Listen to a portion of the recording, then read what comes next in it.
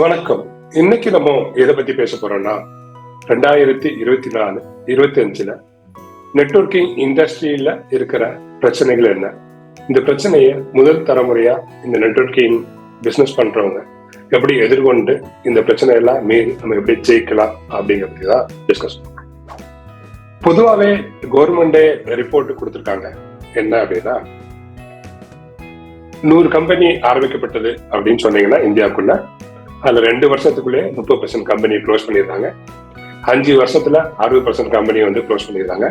10 வருஷத்துல 86ல 87% company close பண்ணிட்டு இருக்காங்க. நார்மலாக ட்ரெடிஷ்னலாக உள்ள கம்பெனியை எப்படி அப்படின்னா, இந்த நெட்வொர்க்கிங் கம்பெனி எக்கச்சக்கமான சிக்கல் இருக்கு, மக்களால சரியா புரிதல் இல்லை. அந்த மாதிரி சூழ்நிலையில நெட்வொர்க்கிங் கம்பெனியை எப்படி லாங் டைம் ஆகும் எல்லாருக்கும் பயன்படுற மாதிரியும் நடத்துறது அப்படிங்கறத பத்தியான டிஸ்கஷன் தான் இன்னைக்கு. பொதுவா நெட்வொர்க்கிங் இண்டஸ்ட்ரியோட பிரச்சனையை நம்ம 2 வகையில பிரிக்கலாம். ஒன்னு இன்டர்னல் ப்ராப்ளம், இன்னொன்னு எக்ஸ்டர்னல் ப்ராப்ளம். இந்த இன்டர்னல் ப்ராப்ளம் என்னன்னா, நம்ம ஆபீஸ்க்குள்ள இருக்கக்கூடிய பிரச்சனை. அது எம்ப்ளாயி பிரச்சனையா இருக்கட்டும், இல்ல ரெக்ரூட்மெண்ட் பிரச்சனையா இருக்கட்டும், இல்ல உங்களோட ஃபண்ட் மேனேஜ்மெண்ட் ஆகட்டும், இல்ல நல்ல ஒரு சாஃப்ட்வேரை டெவலப் பண்றதாகட்டும், உங்களோட பிசினஸ் பிளானை கிரியேட் பண்றதாகட்டும், இதெல்லாம் இன்டர்னல் ப்ராப்ளம். எக்ஸ்டர்னல் ப்ராப்ளம்னா கவர்மெண்டோட பாலிசி, மக்கள் உங்களை எப்படி புரிஞ்சுக்கிறாங்க, பிராண்ட் நேம், பொருளாதார நிலைமை, கரண்ட் இருக்கக்கூடிய சிச்சுவேஷன். நம்ம ஏற்கனவே பார்த்தோம்ல, இந்த கோவிட் சிச்சுவேஷன் எப்படி ஹேண்டில் பண்ணோம், எதிர்பாராத விதமா நடக்கூடிய பிரச்சனைகள், இதெல்லாம் எக்ஸ்டர்னல் ப்ராப்ளம் அப்படின்னு சொல்லுவோம். இந்த எக்ஸ்டர்னல் ப்ராப்ளம் தான் இருக்கையிலே ரொம்ப சேலஞ்சானது. இன்டர்னல் ப்ராப்ளம் கூட கொஞ்சம் கொஞ்சமா நம்ம சரி பண்ணிக்கலாம். First policy. Government networking industry பத்தி என்ன பாலிசி வச்சிருக்காங்கிறது இன்னைக்கும் ஒரே கன்ஃபியூஷன் தான். 2016ல ஒரு கைட்லைன்ஸ் கொடுத்தாங்க. அடுத்தது 2020-21ல ஒரு லாவே கிரியேட் பண்ணாங்க. இதை பத்தி அந்த வீடியோ நம்ம ஏற்கனவே போட்டிருக்கோம். உங்களுக்கு வேணும் அப்படின்னா நான் திரும்பி லிங்க் பண்றேன். இந்த கைட்லைன்ஸ்லயும் சரி, இந்த லாலையும் சரி, சரியான கிளாரிட்டி இல்லை. எது இன்வெஸ்ட்மெண்ட் ஸ்கீம், எது பிரமிட் ஸ்கீம், ஒருத்தங்க புதுசா தொடங்கணும்னா யார்கிட்ட அப்ரூவ் வாங்கணும், எந்த டிபார்ட்மெண்ட் போய் பார்க்கணும், இது பத்தியான எந்த கிளாரிட்டியும் இல்லாம மேலோட்டமான ஒரு பாலிசி தான் கிரியேட் பண்ணிருப்பாங்க. ஸோ என்கிட்ட வரக்கூடிய ஒரு மாசத்துக்கு ஒரு 100 கம்பெனி நெட்வொர்க்கிங் பிசினஸ் பண்ணணும்னு வர்றாங்கன்னா அதுல 80 பேர் கேட்கற ஒரே கொஸ்டின், சார் இது நான் எங்க லைசன்ஸ் வாங்கணும்? பொதுவா நான் எல்லாருக்கும் என்ன சொல்றதுன்னா, எல்லாரும் எந்த பிசினஸ்க்கு என்ன மாதிரி லைசன்ஸ் வாங்கணும் அதே மாதிரி வாங்குங்க. நெட்வொர்க்கிங் தனிப்பட்ட லைசன்ஸ் இல்லை அப்படின்னு தான் சொல்லுவேன். கவர்மெண்ட்டையும் இது மாதிரி சரியான கிளாரிட்டி இல்லை. இது ஒரு பெரிய சிக்கல். 2வது பொருளாதாரம். இந்த ஜிஎஸ்டி இம்ப்ளிமெண்ட் பண்ண பிறகு எதுக்கு ஜிஎஸ்டி கொடுக்கணும், இது சர்வீஸ்க்கு எப்படி மாதிரி கொடுக்கணும், ப்ராடக்ட் என்ன மாதிரி கொடுக்கணும். இப்ப புதுசா வந்துட்டு இருக்க நிறைய பிளான் பாத்தீங்கன்னா வீடியோ மேக்கிங், க்ரௌட் ஃபண்டிங்ல பாத்தீங்கன்னா எந்த ஒரு மணியுமே நேரடியா ஆண்டர்பிரனருக்கு வராது, அந்த பிசினஸ் பண்றவங்களுக்கு வராது. நான் 2 பேரை ரெஃபர் பண்ணீங்கன்னா அந்த அமௌண்ட் நேரா என்னோட அப்ளைனுக்கு தான் போகும். அவங்க 2 பேரை ரெஃபர் பண்ணாங்கன்னா அது எனக்கு வரும். 3வது ரெஃபர் பண்ற அமௌண்ட் அந்த கம்பெனி நடத்துறவங்களுக்கு வரும். இந்த மாதிரி ஃபண்ட் மேனேஜ்மெண்ட் மாறிட்டே இருக்கும். ஸோ இதுக்கு எப்படி நம்ம ஜிஎஸ்டி கலெக்ட் பண்றதுங்கிறது கிளாரிட்டி இல்லை. இப்போ நிறைய பேர் பார்த்துட்டு இருக்க மாதிரி வீடியோ பார்த்தாச்சுன்னா காசு, இமேஜ் பார்த்துனா காசு, இதுக்கு என்ன மாதிரி ஜிஎஸ்டி வைக்கிறது, இது மாதிரி ஒரு அன்கிளாரிட்டி, இதுக்குன்னு சரியான கிளாரிட்டி இல்லை. இது ஒரு பெரிய சிக்கல். அடுத்தது பாத்தீங்கன்னா அந்த ஆடிட்டருக்கும் போலீஸ் ஸ்டேஷன்ல கோர்ட் எல்லாம் பாத்தீங்கன்னா அவங்க பெரும்பாலும் இந்த மாதிரி விஷயங்களை புரிஞ்சுக்க முடியறது இல்லை. ஏன்னா உங்க பிசினஸ் பிளான் என்ன, இந்த பிசினஸ் எப்படி ஒர்க் ஆகுது, இதெல்லாம் அவங்களுக்கு புரியறது இல்லை. ஏன்னா அவங்க பெரும்பாலும் ஹேண்டில் பண்றதெல்லாம் பாத்தீங்கன்னா பணம் சம்பந்தப்பட்டது, பொருளாதாரம் சம்பந்தப்பட்டது, அடிப்படை கேஸ், கொலை கேஸ், இது மாதிரி இருக்கும்போது நீங்க அந்த பிளான் தான் கொடுத்தேன், இதுல ரெஃபரல் கமிஷன் இருக்கு, இது பைனரி, இதுல மேட்ரிக்ஸ் வரும், இது லெவல் வரும் அப்படின்னு சொல்லும் போதெல்லாம் அவங்களால புரிஞ்சு கொள்ளதில்ல. இவங்க மேலோட்டமா தான் அவங்க சால்வ் பண்ண ட்ரை பண்றாங்க. இந்த டிபார்ட்மெண்ட்டுக்கு, அதாவது ஒரு போலீஸ் டிபார்ட்மெண்ட்டுக்கோ இல்ல கோர்ட்டுக்கோ இதை யாருமே கைட்லைன்ஸ் பண்றது இல்லை. ஸோ அதனால அவங்களுக்கு என்ன தெரியுமோ அது மேலோட்டமான டிசிஷன் தான் எடுக்கிறாங்க. இது ஒரு பெரிய சேலஞ்சா இருக்கு, பெரிய சிக்கலா இருக்கு. அடுத்தால பாத்தீங்கன்னா காம்படிஷன் ஹெவியா இருக்கு எல்லா இண்டஸ்ட்ரி மாதிரி. ஆனா இந்த இண்டஸ்ட்ரியில ரொம்ப ஹெவியா இருக்கு. ப்ராடக்ட் பேஸ்ட் கம்பெனி எல்லாம் பாத்தீங்கன்னா ஒரு 3% 5% தான் கமிஷன் கொடுக்க முடியும். ஆனா இன்வெஸ்ட்மெண்ட் பேஸ்ட் கம்பெனி எல்லாம் பாத்தீங்கன்னா 15%, 20%, 25% தான் கொடுக்குறாங்க. அது என்னதான் நம்ம லீகல் இல்ல, அது இல்ல, இப்படி இல்லைன்னு சொன்னாலும் கூட மக்கள் நெட்வொர்க்கிங் இண்டஸ்ட்ரிக்கு வர்றதுக்கு மிக முக்கியமான காரணம் secondary income. So product based கம்பெனியால பெரிய இன்கம் கொடுக்கறது இல்லை. ஒரு ப்ராடக்ட் ஒரு 1000 ரூபா ஒரு பேக்கேஜ் நீங்க வச்சிருக்கீங்க அப்படின்னா உங்களால எவ்வளவு கொடுக்க முடியும்? 200 ரூபாய் இல்ல 300 ரூபாய், அவ்வளவுதான் கொடுக்க முடியும். ஒருத்தர் ரெஃபர் பண்ணி உள்ள கொடுக்கலாம். ஆனா இன்னைக்கு ஒரு மார்க்கெட்டிங் பண்ணி ஒருத்தரை உள்ள கொண்டு வந்து அவரை கான்வே பண்ணி 3 நாள் மீட்டிங் அவரோட வீட்டுக்கோ ஆஃபீஸ்க்கோ போய் பிடிச்சிங்கன்னா அவரோட பைக் செலவு, அவருக்கு டிவிங்கிற கொடுக்க செலவு, டிராவல் டைம், இதுக்கு வேண்டிய எக்ஸ்பென்சிவ், இதெல்லாம் பாத்தீங்கன்னா இதுக்கே ஒரு 300 to 400 rupees ஆயிருது. அப்போ எந்த ப்ராஃபிட்ல அவர் ரன் பண்ணுவார்? இது ஒரு ப்ராடக்ட் பேஸ்ட் கம்பெனில, சர்வீஸ் பேஸ்ட் கம்பெனில மிகப்பெரிய சிக்கலா இருக்கு.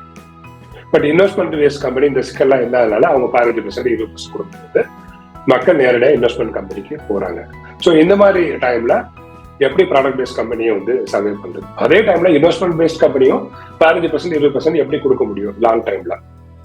அவங்க எதை இன்வெஸ்ட்மெண்ட் பண்ணி அதுல இருந்து ப்ராஃபிட் எடுத்து உங்களுக்கு கொடுக்குறாங்க. ஸோ இது ஏதோ டைம்ல வந்து இந்த கம்பெனி வந்து எல்லாம் ஒரு டைம்ல க்ளோஸ் ஆயிருக்கு. ஸோ இந்த மாதிரி சிக்கலை எப்படி கிளியர் பண்றது, எப்படி சால்வ் பண்றது அப்படிங்கிறது ஒரு மிகப்பெரிய சேலஞ்சா இருக்கு.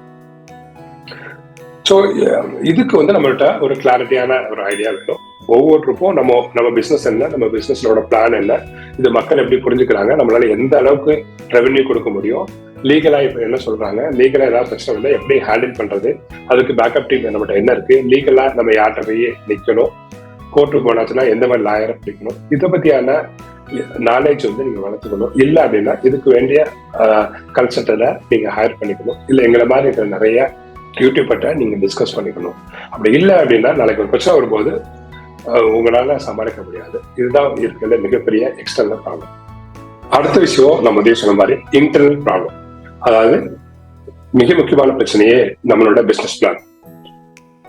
பைனரி போட்டா என்ன பிரச்சனை இருக்கு, மேட்ரிக்ஸ் போட்டா என்ன பிரச்சனை இருக்கு, லெவல் போட்டாச்சுன்னா எவ்வளவு பேர் வருவாங்க. ஸோ இது பத்தியான ஒரு கிளாரிட்டியான டிஸ்கஷன் வந்து வைக்கிறது இல்லை.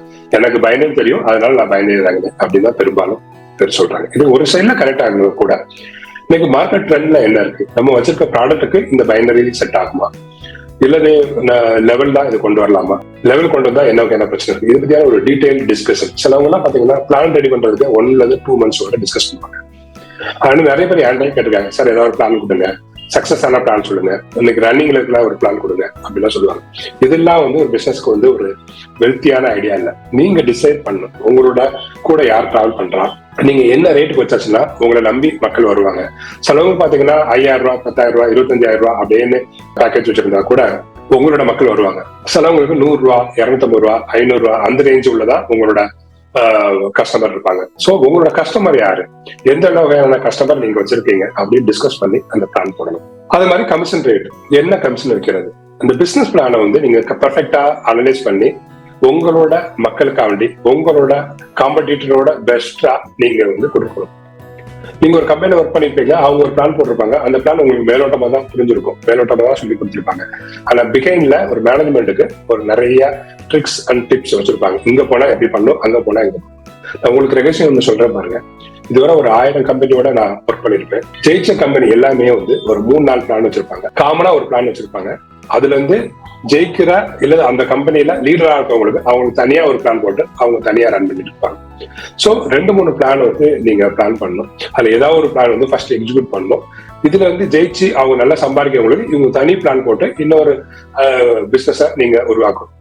எப்படி ஒரு ரெஸ்டாரண்ட்லாம் பாத்தீங்கன்னா வெவ்வேறு இடத்துல பிரான்சைஸ் உருவாக்கிட்டே இருக்கோ, அதே மாதிரி நீங்க அடுத்தடுத்த பிளான் போடக்கூடிய ஐடியா உங்கள்கிட்ட இருக்கும். எடுத்த உடனே ஐடியா போடணும், எடுத்த உடனே 3-4 பிளான் வைக்கணும்னு நான் சொல்ல வரல. ஆனா உங்களுக்கு அந்த கான்செப்ட் இருக்கணும். ஸ்டார்டிங்ல போடுற பிளான் வந்து எல்லாரும் என்ன சொல்றாங்க அப்படின்னா 6 மாசத்துல வந்து 10 கோடி ரூபாய் வரும், நீங்க பெரிய பங்களா வாங்கிடலாம், BMW, பென்ஸ் இது மாதிரி கார்லாம் வாங்கிடலாம் அப்படின்னு நீங்க பொதுவா சொன்னாலும் கூட, நீங்க ஒரு யூடியூப் சேனல் மாதிரி ஒண்ணு உருவாக்கி இல்ல இன்ஃபுளுசரை வச்சு இந்த மாதிரி பிளான்ல எப்படிலாம் சம்பாதிக்க முடியும், இதுல உள்ள சிக்கல் என்ன, இந்த சிக்கலை எப்படி வந்து ஓவர்டேக் பண்ண முடியும், நீங்க ரெக்ரூட் பண்ண மக்களுக்கு உங்க பிளானை வந்து சரியா புரிய வைக்கணும். இதை வந்து நிறைய கம்பெனி வந்து மிஸ் பண்ணியிருந்தாங்க. இது ஒரு பெரிய சிக்கலா இருக்கு. ரெண்டாவது பாத்தீங்கன்னா இன்டர்னல் பாலிடிக்ஸ். ஸ்டார்டிங்ல ஒரு 3-4 பார்ட்னரோட ஜாயின் பண்றாங்க, அதுக்கு வந்து அவங்களுக்குள்ள நிறைய மிஸ் அண்டர்ஸ்டாண்டிங் வருது. ஏன்னா ஒவ்வொரு பார்ட்னரும் என்ன நினைக்கிறாங்க அப்படின்னா, ஜஸ்ட் ஒரு பிளான் ரெடி பண்ணி ஒரு 4 மக்கள்கிட்ட பேசினா இந்த கம்பெனி உருவாக்கிடலாம் அப்படின்னு நினைக்கிறாங்க. ஏன்னா இன்வெஸ்ட்மெண்ட் போனா அப்படிங்கிறனால இந்த பிரச்சனை வரும். அப்போ மொத்தியே உங்களுக்குள்ள ஒரு அக்ரிமெண்ட் போடணும். 2 இயர்ஸ்க்கு 3 இயர்ஸ்க்கு நம்ம எந்த காரணத்தை கூட வெளில போகக்கூடாது. இல்ல வெளில போறதா இருந்தா இதுதான் பாலிசி, இதான் எக்ஸிட் பிளான் அப்படின்னு.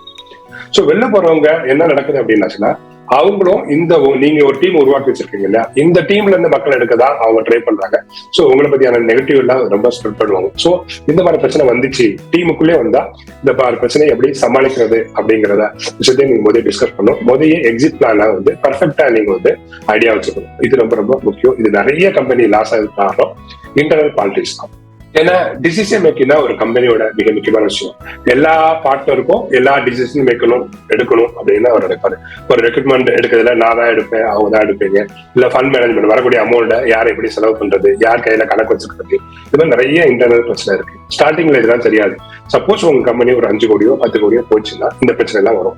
ஸோ முதலியே யார் ஃபண்ட் மேனேஜ்மெண்ட் பண்ணணும், யார் ரெக்ரூட்மெண்ட் பண்ணணும், யார் அட்மினிஸ்ட்ரேட்டிவ் பண்ணணும், வர கஸ்டமரை யாரை வந்து வெல்கம் பண்ணணும், யார் மார்க்கெட்டிங் கான்சென்ட்ரேட் பண்ணணும், யாரு கம்பெனியை வந்து இன்டர்னல் பிரச்சனையை யாரும் சால்வ் பண்ணணும், இதெல்லாம் வந்து நீங்க டிஸ்கஸ் பண்ணிக்கணும்.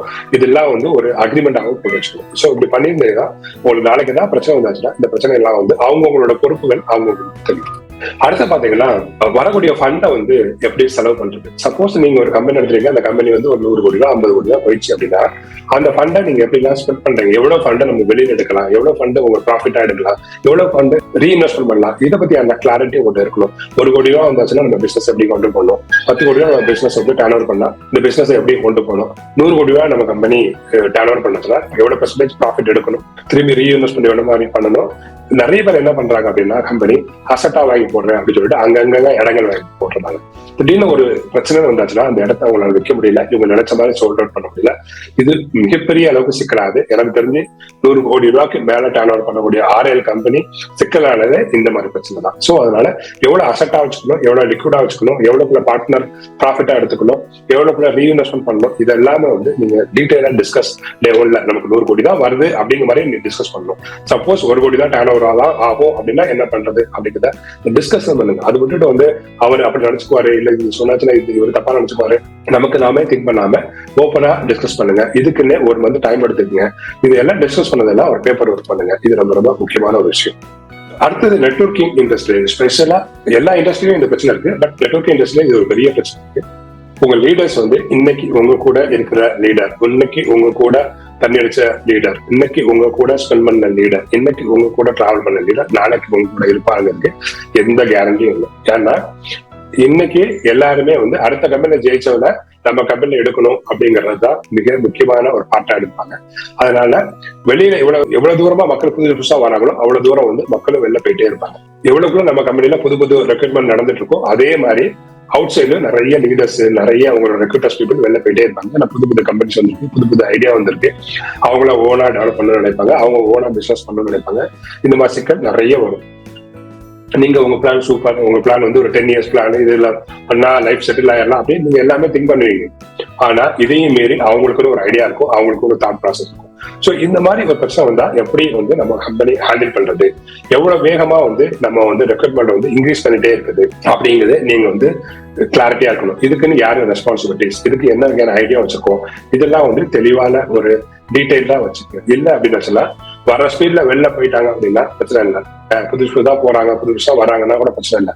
ஆனா வரதோட ஜாஸ்தி வந்து மக்கள் வேற கம்பெனிக்கு போயிட்டே இருந்தாங்கன்னா நம்ம கம்பெனியோட இன்கம் குறைய இருக்கும். ஸோ அதனால வந்து ரெக்ரூட்மெண்ட் பாலிசியை வந்து கொஞ்சம் ஸ்ட்ராங்கா வச்சுக்கோங்க. அடுத்தது சாஃப்ட்வேர். அப்கோர்ஸ் நான் ஒரு 15 வருஷமா சாஃப்ட்வேர் இண்டஸ்ட்ரி தான் இருக்கேன், நிறைய பேர் பார்த்துருக்கேன். நாங்க கொஞ்சம் ப்ரீமியம் பே தான் நாங்க வாங்குறோம் கஸ்டமர்கிட்ட. ஏன்னா சென்னையில இருக்கிறோம், எங்கிட்ட இருக்க டெவலப்பர்லாம் 8 வருஷம் 10 வருஷம் வந்து எக்ஸ்பீரியன்ஸ் ஆனவங்க. நான் வெறும் கிரிப்டோவும் கேபிளும் மட்டும்தான் வந்து பிசினஸ் பண்ணிட்டு இருக்கேன். அதனால கொஞ்சம் ஜாஸ்தியா தான் இருக்கும். ஆனா நான் பார்த்திருக்கேன், எங்கிட்ட நல்லா தான் பேசிட்டு இருப்பாங்க. அடுத்து பாத்தீங்கன்னா நார்கோல ஒரு கம்பெனி கொடுத்துருவேன் சார், சேலத்துல ஒரு கம்பெனி கொடுத்துருக்கான்னு சொல்லிட்டாங்க சார், அது அவங்க விருப்பம். ஆனா 6 மாசம் கழிச்சு எங்கிட்ட வருவாங்க, சார் அந்த கம்பெனி சரியா பண்ணல, அவங்க என்ன ஏமாத்திட்டாங்க. இதுல ஒரு ஜோக் எல்லாம் இருக்கு. ஒரு கம்பெனிக்காரன் என்ன பண்ணிருக்காங்க, நார்கோல ஒரு கம்பெனி கொடுத்துருக்காரு. அவரு என்ன பண்ணி பிறகு ஒரு லீடர் போருக்கு 2 பசங்களை வச்சு சாஃப்ட்வேர் டெவலப் பண்ணிட்டு ஃபர்ஸ்ட் உள்ள ஐடி எல்லாம் அவரோட பேர்ல போட்டாரு. அது விசிபிலிட்டி இல்லாம அளவுக்கு பாத்துக்கிட்டாரு. இவங்க எவ்வளவு ஐடி போட்டாலும் சரி இவங்களுக்கு கமிஷன் வந்து ஒரு 20% எங்க போகுதுன்னு இவங்களால கண்டுபிடிக்க முடியல. அது மட்டும் இல்ல, இவரோட ஃபுல் சோர்ஸ் கோட அவரோட பேர்ல வச்சிருக்காரு. இந்த டொமைன் நேம், ஹாஸ்டிங் எல்லாமே அவரோட பேர்ல இருக்கு. இந்த கம்பெனி 15 லட்ச ரூபா 20 லட்ச ரூபா டேன் ஆனோட அவர் த்ரெட்டன் பண்ண ஆரம்பிச்சிட்டாரு. எனக்கு 5 லட்ச ரூபா கொடுத்தாலும் உனக்கு இந்த சோர்ஸ் கோட் கொடுப்பேன், இல்லைன்னா உங்க டீம் மெம்பர்லாம் எனக்கு தெரியும், அவங்கள்டலாம் நீ ஒரு சீட்டர் அப்படின்னு சொல்லிடுவேன் அப்படிங்கிற மாதிரிலாம் சொல்ல ஆரம்பிச்சிட்டாரு. ஸோ நான் உங்களுக்கு ரெக்கமெண்ட் பண்றது, நீங்க என் கம்பெனில தான் வரணும், என்னோட பெட்டர் கம்பெனி இந்த மார்க்கெட்ல இல்லை அப்படின்னு நான் ஒரு நாளும் சொல்லலாம். ஆனா நீங்க ஒரு கம்பெனிக்கு ப்ராஜெக்ட் கொடுக்கறதா இருந்துச்சுன்னா அது ஒரு கம்பெனி இருக்கா, அந்த கம்பெனில 10 எம்ப்ளாயி வேலை பார்க்கறானா, அதுல ஒரு மேனேஜ்மெண்ட் ஒருத்தர் இருக்கிறாங்களா, ப்ராஜெக்ட் மேனேஜர் ஒருத்தர் இருக்காங்களா, இதுக்கு முன்னாடி ப்ராஜெக்ட் பண்ணிருக்காங்களா, இதெல்லாம் வந்து நேரடியா போய் விசாரிச்சுட்டு போய் கொடுக்குறது ரொம்ப ரொம்ப நல்லது. போன்ல எல்லாரும் சிரிச்சு தான் பேசுவாங்க, நானும் சிரிச்சு தான் பேசுவேன், ஏன்னா இது மார்க்கெட்டிங். ஆனா நான் எப்பவுமே என் கம்பெனிக்கு நான் ரெக்கமெண்ட் பண்றது, என் கம்பெனிக்கு வாங்க, வந்து பேசுங்க, என் கம்பெனி எம்ப்ளாயோட பாருங்க அப்படின்னு சொல்லுவேன். அது மாதிரி நீங்க எந்த இடத்துல ப்ராஜெக்ட் கொடுத்தாலும் கம்பெனி போய் பாருங்க. டீ ஷாப்ல போய் ப்ராஜெக்ட் பேசுறது, கூகுள் மீட்ல வந்து ப்ராஜெக்ட் பேசுறது, இதெல்லாம் வந்து லைஃப் லாங் வந்து ஒத்து வராது. ஏன்னா ஒரு ப்ராஜெக்ட் தான் நெட்வொர்க் இண்டஸ்ட்ரியில கீயே. நீங்க சாஃப்ட்வேர் வந்து உங்களுக்கு சரியா இல்ல, நாளைக்கு ஏதாவது பிரச்சனை ஆச்சு, உங்களுக்கு மிகப்பெரிய பிரச்சனை வந்துட்டு இருக்கும். அதனால ஒரு நல்ல கம்பெனியை பார்த்து ஒரு சாஃப்ட்வேர் கொடுங்க, இது ரொம்ப ரொம்ப முக்கியமான விஷயம். அடுத்த லாஸ்ட் விஷயமா நான் பாக்குறது என்ன அப்படின்னு பாத்தீங்கன்னா டிரான்ஸ்பரன்சி. உங்களோட கஸ்டமருக்கும் நீங்க முடிஞ்ச அளவுக்கு டிரான்ஸ்பரன்சியா இருக்கு. உங்க கம்பெனியோட நிலைமை என்ன, பினான்ஸ் ஸ்ட்ரென்த் என்ன, உங்களோட பிசினஸ் பிளான் என்ன, பிசினஸோட ஐடியா என்ன, அடுத்தது என்ன மாதிரி கொண்டு போறோம் அப்படிங்கிறது இன்னைக்கெல்லாம் யூடியூப் சேனல் ஓபன் பண்ணி அதுல சொல்லிட்டே இருக்கு. உங்களுக்கு ஏதாவது பிரச்சனை வந்தா கூட, அது பாலிட்டிக்ஸ் சைட்ல இருக்கட்டும், இல்லது லீகலா இருக்கட்டும், இல்ல சில எம்ப்ளாயா இருக்கட்டும், இல்லது உங்களோட கஸ்டமரே உங்களுக்கு கூட டிரான்ஸ்பரா சொல்லுங்க, எனக்கு இந்த மாதிரி பிரச்சனை இருக்கு, இந்த பிரச்சனையை நான் சால்வ் பண்ணிக்குவேன், எனக்கு இவ்வளவு அசெப்ட் இருக்கு, இந்த மாதிரி ஐடியாலாம் இருந்தேன், ஆனா இந்த மாதிரி விஷயங்கள் எனக்கு தெரியாம நடந்துச்சு, இது நான் தான் ரெஸ்பான்சிபிலிட்டிஸ், நான் பாத்துக்கிறேன், நீ நம்புங்க அப்படிங்கிறது நீங்க டிரான்ஸ்பர் ஆயிருங்க. தேவைப்பட்டால் மீட்டிங் அரேஞ்ச் பண்ணுங்க, நேரடியா பேசுங்க, யாரும் உங்களை கொலை பண்ணிட மாட்டாங்க. சாவணும்னு முடிவு பண்ணா எப்படி இருந்தாலும் செத்துருங்க. சோ தைரியமா ஃபேஸ் பண்ணுங்க, எந்த பிரச்சனை இருந்தாலும் பேசி முடிச்சுங்க. பேசி முடிக்க முடியாத பிரச்சனை எதுவுமே கிடையாது. நீங்க எஸ்கேப் ஆனீங்க அப்படின்னா அவனோட ஓன் திங்கிக்கு வந்துருவான். அதனால தைரியமா ஃபேஸ் பண்ணுங்க, எந்த பிரச்சனைனாலும் ஃபேஸ் பண்ணுங்க. இது மாதிரி உங்களுக்கு நெட்வொர்க் இண்டஸ்ட்ரியில ஏதாவது டவுட் இருக்கு, ஏதாவது கிளாரிட்டி வேணும், எப்படி பண்ணணும்னு தெரியல, இதுல என்ன சிக்கல் வரும்னு தெரியல, அப்படி ஏதாவது டவுட் இருந்துச்சு அப்படின்னா என்னோட கீழே என்னோட வாட்ஸ்அப் நம்பர் கொடுத்துருக்கேன், எப்ப வேணாலும் மெசேஜ் பண்ணுங்க, நான் எப்போ ஃப்ரீயா இருக்கணும் அப்போ உங்களுக்கு எனக்கு தெரிஞ்ச நாளைக்கு உங்களோட ஷேர் பண்றேன். Thank you very much. பாய்.